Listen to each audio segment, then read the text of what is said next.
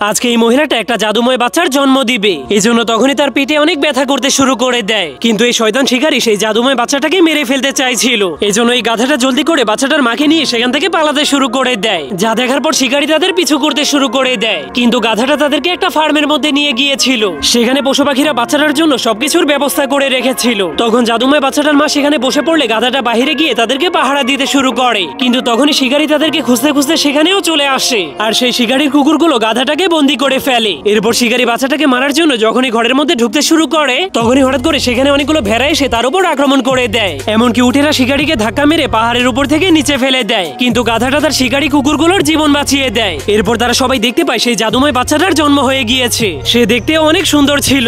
এসব দেখার পর সেখানে থাকা সবগুলো পশু পাখি বাচ্চাটাকে দেখার জন্য চলে আসে। এমনকি সেই শিকারী কুকুরগুলো সেখানে চলে আসে, যারা এখন একদমই ভালো হয়ে গিয়েছিল। যা দেখার পর সেখানে থাকা সবগুলো মানুষ অনেক খুশি হয়ে যায়। পরে কি হয়েছিল তা দেখতে চাইলে অবশ্যই কমেন্টে পার্ট 2 লিখে দিন।